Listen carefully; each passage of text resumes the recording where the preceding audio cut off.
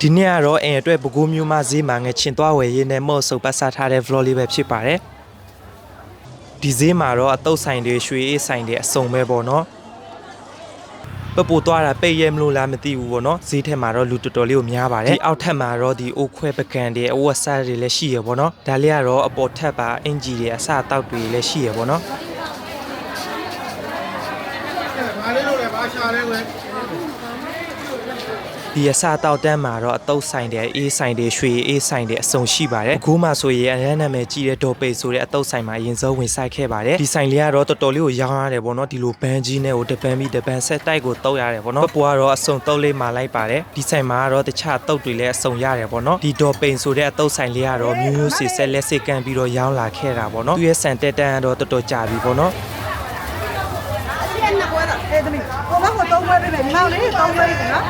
ပြောရင်းနဲ့တော့ထပ်ပြီးတော့စားချင်လာပြီပေါ့နော်ဒီမှာဖွင့်ရကြပြီလားမဘာလို့အကွာလက်ထက်တွေကရောင်းတာကလေးတော့ကမျိုးရိုးစစရောင်းတာ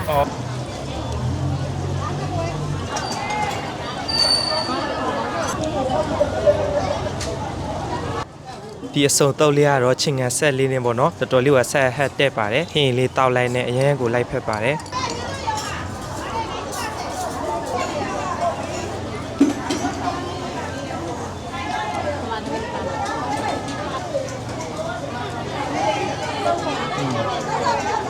တော်မစုံတော့မှဟဲ့ခုတော့နက်မိုးလေးရရရမှာအော်ဘယ်ချိန်ဖွင့်လဲဆိုင်อ่ะမိုးလေးဖွင့်တယ်လေအော်မိုးလေးဖွင့်ပြီပေါ့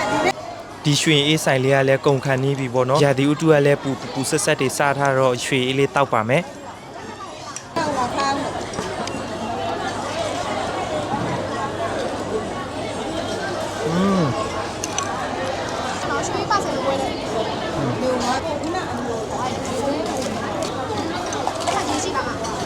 ဒီနေ့ကတော့ဈေးထဲမှာငချင်လာဝယ်တာပေါ့နော်မုတ်ဆိုင်တွေတွေ့တော့မုတ်တွေပတ်စားနေရတယ်ငချင်ဆိုင်မရောက်သေးဘူး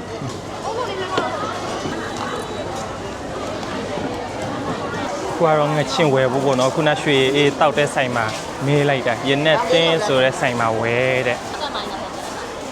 ငချင်ကဘယ်လိုရောက်လဲမ30တာ3တာ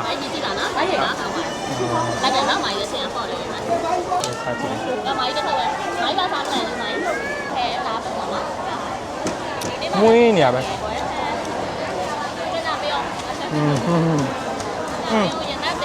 ခုနဆိုင်ကညှို့လိုက်တာရနတ်တင်းလေရုပ်ချွတ်ချောနဲ့အမရောင်းနေဆိုင်လေ